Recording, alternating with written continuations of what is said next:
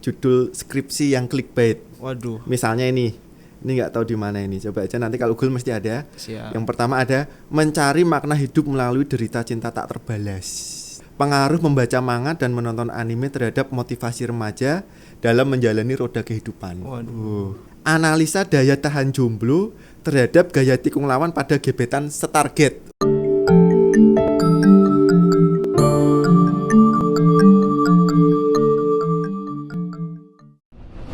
Hai Sobat UNES, kembali lagi di podcast UNES edisi skripsi series. Bareng saya Rozak Ilham.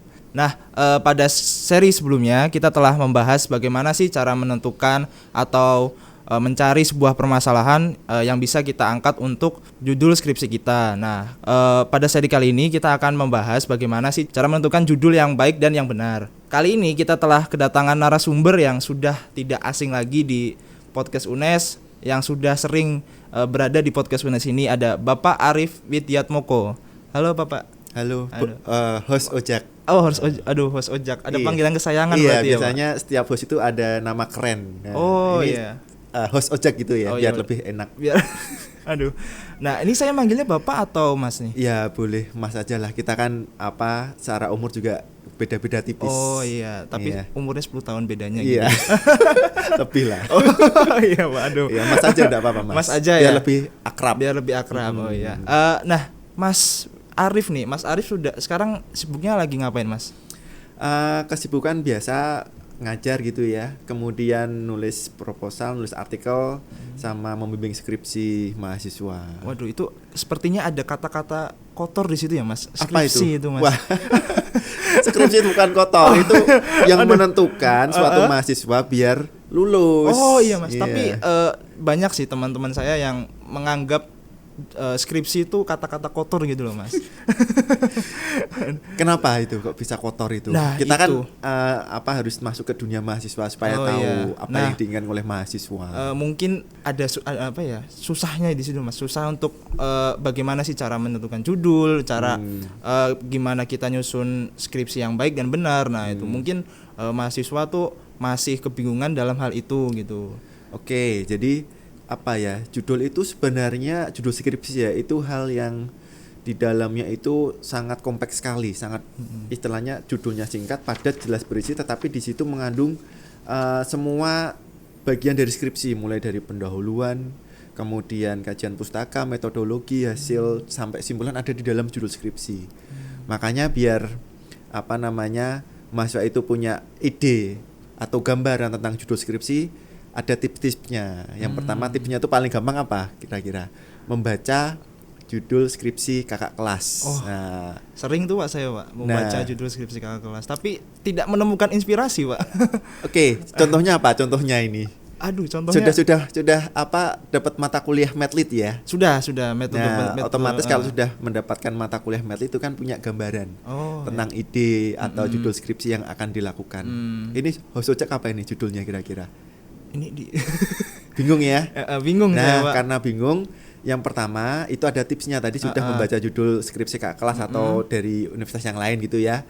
Yang kedua, tipsnya itu judul skripsi disesuaikan dengan passion kita, minat kita. Nah, Mas host Ojak ini minatnya di mana? Kalau saya minatnya di pemrograman gitu-gitu sih, karena kan juga pemrograman. Oke, berarti cari judul skripsi yang berhubungan dengan pemrograman. Misalnya apa?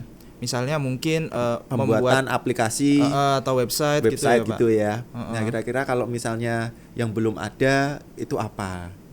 Nah, jadi yang namanya judul skripsi itu kan ada juga manfaat. Nah, manfaat dari penelitian yang akan kita lakukan. Nah, kira-kira manfaatnya apa nih setelah membuat aplikasi ini? Oh, oke. Nah, ya kan. Jadi yang pertama tadi apa? Membaca judul, kemudian yang kedua kelas, sesuai dengan minat, kemudian yang ketiga manfaat dari penelitian yang akan kita lakukan. Nah, itu kira-kira kapan sih Pak sebenarnya kita harus memulai membuat judul skripsi tersebut? Oke, kalau kapan itu kan berarti berhubungan dengan timeline gitu ya. Bagian umum besar mata di jurusan atau prodi itu kan ada mata kuliah metode penelitian. Nah, disitulah mahasiswa mulai menggali ide bagaimana cara mendapatkan judul penelitian yang baik tadi. Nah, dengan cara apa? Banyak membaca. Nah, ini ada tips untuk cara mendapatkan ide lagi ya. Kalau Mas host Ojek ini nyari bahan artikel itu di mana? Di jurnal internasional guys. Jurnal internasional atau di Springer atau yang lebih terkenal itu apa? Google Scholar gitu kan? Mungkin Google Scholar yang lebih ya, umum. Google Scholar gitu ya. Pernah nggak membaca di bagian bawah Google Scholar itu ada apanya? Ada tulisannya.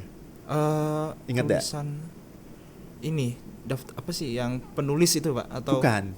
Yang mana tuh Pak? Yang paling bawah itu. Yang paling bawah kayaknya ada tulisannya copyright berdiri di bahu raksasa. Nah nanti kalau nggak percaya dibuka ya Google Sobat Scholar. UNES ya. Buka iya. Google Scholar. Kemudian di bawahnya itu kalau bahasa Indonesia ada tulisannya berdiri di bahu raksasa, atau dalam bahasa Inggrisnya itu standing on the giant shoulder. Nah itu artinya apa sih? Artinya apa itu Pak? Nah kira-kira kalau saya malah baru tahu host Ojek itu berdiri di bahu raksasa, itu apa yang dilakukan? Keberatan Pak. Apa rasanya keberatan ya? Nah ini harus diet berarti host Ojaknya.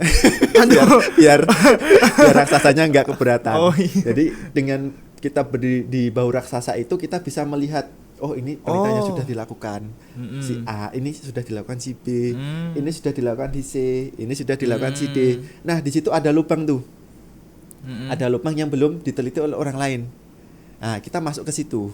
Artinya dalam suatu penelitian itu harus ada novelty atau kebaruan yang membedakan penelitian kita dengan penelitian orang lain. Nah disitulah fungsi dari Google Scholar. Kita searching judul-judul yang kita inginkan, sehingga kita akan tahu penelitian orang lain dan kita bisa masuk ke arah penelitian yang belum diteliti oleh orang lain. Nah ini kan jadi ilmu baru bagi host Ojek ya. Ini sangat baru. Nanti dibuktikan. Saya nanti kalau buka Google Scholar apa tulisannya. Nah, itu maksud dari berdiri di bahu raksasa. Kalau saya buka Google Scholar tuh langsung download sih Pak. Gak pernah merhatikan yang lain-lain. Itu filosofinya lah. Kalau filosofi di Google Scholar itu. Ini sangat inspiratif sekali ya. Nah kembali ke judul tadi ya Pak. Ini sudah membahas yang lain. Kalau di judul skripsi itu berarti seperti yang Bapak sebutkan tadi, ada metode penelitiannya, ada mungkin pembaharuannya, ada topiknya gitu ya Pak. Maksudnya bagian mana yang ingin kita perbarui gitu. Nah berarti kalau semisal yang selain itu ada nggak komponen yang wajib lagi Pak mungkin? Yang paling penting itu adalah variabel penelitian. Iya kan? Iya betul. Misalnya dalam penelitian pendidikan, efektivitas aplikasi Android gitu ya, misalnya Android yang untuk pembelajaran ya, efektivitas aplikasi Android terhadap hasil belajar. Nah di situ ada dua variabel kan. Variabel bebasnya itu adalah aplikasi Androidnya. Variabel terikatnya apa? Hasilnya belajarnya. Nah itu harus ada di dalam judul skripsi, sehingga tahu orang lain, oh ini ternyata penelitian ini membahas tentang aplikasi Android terhadap apa? Terhadap hasil belajar. Berarti intinya judul skripsi itu utama dari topik yang kita ambil semuanya. Betul. Itu kayak satu kalimat yang menjelaskan semua tentang isi skripsi kita gitu. Iya, satu kalimat kompak padat yang menjelaskan semua proses yang akan kita lakukan. Ya, kalau itu proposal ya, tapi kalau laporan semua proses yang sudah kita lakukan. Jadi pintar-pintarlah dalam memilih judul skripsi. Karena kalau nggak pintar nanti kita akan terjebak ke dalam variabel yang kita pilih tadi. Misalkan variabelnya tidak kita inginkan atau tidak sesuai dengan passion kita, susah nanti. Nah tadi kan ada komponen-komponen yang wajib nih Pak. Nah sekarang kalau yang sangat jangan sampai ada di judul skripsi, itu apa aja Pak? Kalau jangan sampai ada di judul skripsi apa ya? Itu tergantung dari dosen pembimbingnya sih sebenarnya. Jadi memang untuk di judul skripsi itu memuat tadi ya, mulai variabel, kemudian kalau ada tempatnya ya tempatnya gitu kan. Kemudian kalau metodenya berarti ada efektivitas tadi. Kalau efektivitas otomatis ada uji efektivitas di metode penelitian gitu kan. Atau cuma implementasi kan beda. Jadi beda kata implementasi atau efektivitas. Nah, kalau implementasi aplikasi Android itu kan hanya uji cobakan gitu ya. Tapi kalau ada efektivitas berarti bagaimana sebuah aplikasi Android ini diuji cobakan kemudian dianalisis apakah sudah efektif atau masih ada kekurangan yang harus diperbaiki. Nah, jadi kata-kata yang ada di judul skripsi itu menentukan di metode penelitian sampai di hasilnya dan pembahasan. Nah, kalau apa yang dilarang di dalam judul skripsi saya kira nanti tergantung kesepakatan antara mahasiswa dengan dosen pembimbing. Kira-kira apa yang harus dihilangkan? Karena judul skripsi yang baik itu kan yang harus padat, singkat. Kalau ada aturannya sekitar 8 sampai 12 kata. Nah, bagaimana merangkum 8 sampai 12 kata ini yang bisa merangkum semua penelitian yang akan dilakukan. Nah, begitulah. Menariknya itu.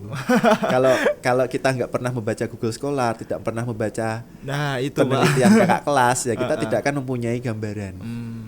Berarti intinya tuh kita harus memperbanyak referensi juga ya, Pak? Betul. Banyak membaca itulah inti dari penulisan skripsi. Gitu. Nanti kalau sudah punya pengalaman, tahu ini judul skripsi yang baik, ini judul skripsi yang kurang baik. Nah, nanti kalau sudah pengalaman bisa membedakan. Kira-kira judul skripsinya Mas Ojak apa ini? Kalau saya kemarin sih utamanya itu peningkatan, Pak. Peningkatan, tapi sama kemarin kan saya alhamdulillah sudah seminar proposal juga ya, Pak. Oke, Pak. Selamat ya. Makasih, Pak. Tapi ke jenjang berikutnya ini lebih sulit, Pak. Iya, memang gitu. Ke jenjang berikutnya lebih sulit semuanya. Jadi semakin tinggi angin itu akan semakin kencang tiupannya. Begitu juga sangat mahasiswa. Filosofis sekali, Bapak.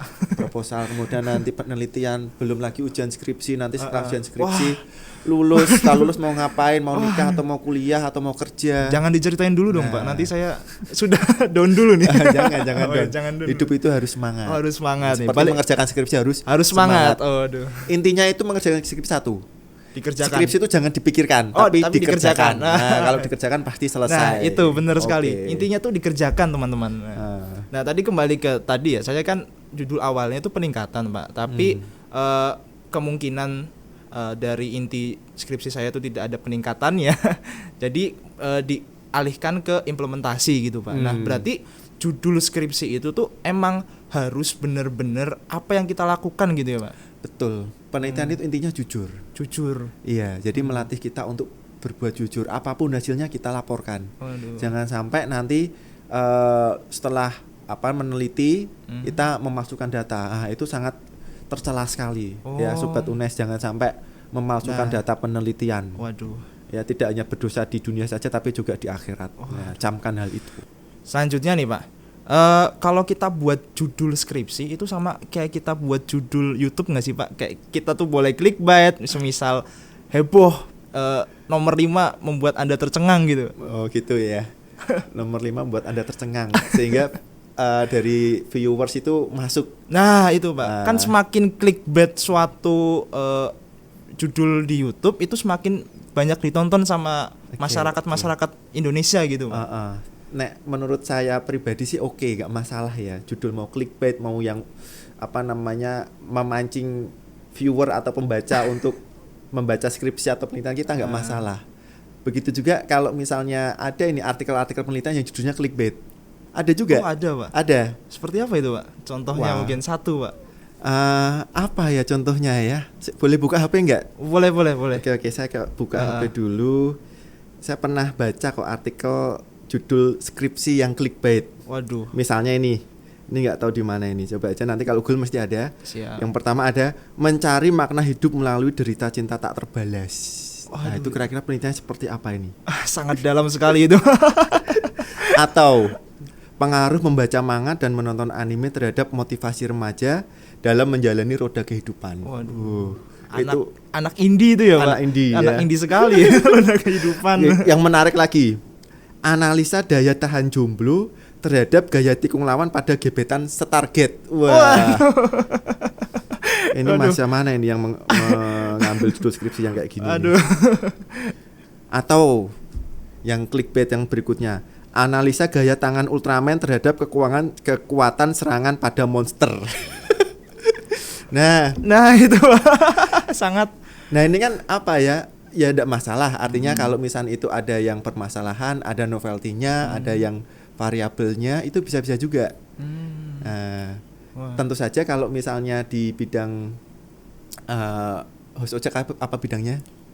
bidangnya berarti bidang pemrograman gitu ya. Heeh. Buatlah judul yang clickbait tetapi masih sesuai dengan aturan yang berlaku. Artinya yang apa ya, masih bisa diterima gitulah ya. Kalau yang terlalu aneh-aneh nanti kok tidak sesuai dengan tujuan penelitian. Takutnya kan seperti itu. Berarti kalau kayak gini gimana, Pak? Pengaruh kesetresan seseorang ketika melihat coding gitu, Pak. Ya bisa juga. Menarik ya, itu. Menarik gitu ya, Pak. Wah, saya pengaruh kesetresan seseorang ketika melihat coding. Bisa juga. Nah, tapi harus ada alat ukur stresnya, itu yang susah di situ kan. Oh iya, betul. Bagaimana sekali. cara mengukur stres seseorang. Variabel stresnya itu ya, Pak. Jadi apa ya? Dipikirkan ke depan. Kalau kita membuat judul, kira-kira instrumen yang tepat untuk mengukur variabel tersebut yang bagaimana. Nah, gitu, Mas Ojak. Wah, menarik sekali nih teman-teman ya, pembahasan kali ini. Nah, mungkin ya Pak, di UNES kan itu kan ada banyak fakultas nih Pak. Nah, mungkin saya kan dari FMIPA sendiri nih pengen tahu sih judul skripsi mungkin anak FBS atau anak FIP itu seperti apa Pak? Wah, saran saya kalau mau melihat judul itu harus pergi ke perpustakaan. Atau iya, kan juga sih Pak. Di UNES kan ada apa itu repositorinya itu ya, repositori UNES itu UNES ya, yang digilip itu untuk yang judul skripsi. Nah, klik aja di situ. Bisa dicari sendiri bisa gitu dicari ya. sendiri. Nah, mungkin teman-teman sekarang itu, zamannya kan zamannya digital gitu ya. Kalau misalnya dalam COVID-19 ini tidak bisa pergi ke kampus, saja di repositori UNES itu banyak sekali.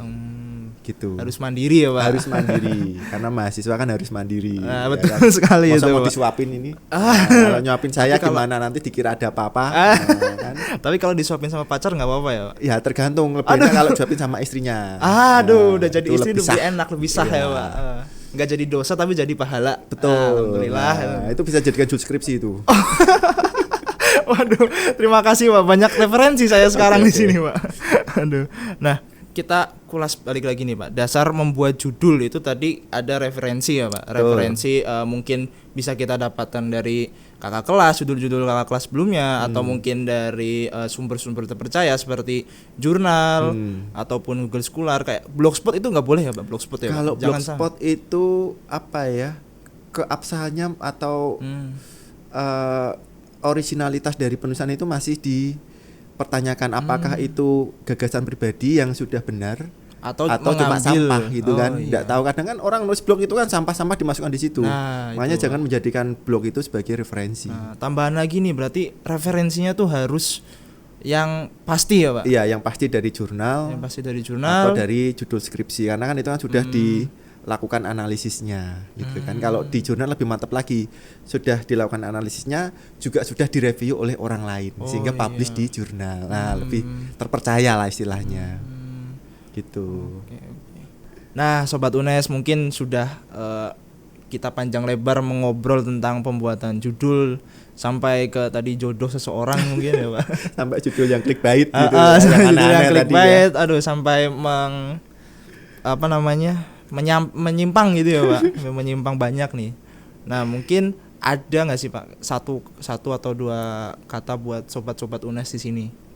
Oke, Sobat UNES, untuk judul skripsi, buatlah judul skripsi yang menarik gitu ya, singkat, padat, jelas, berisi.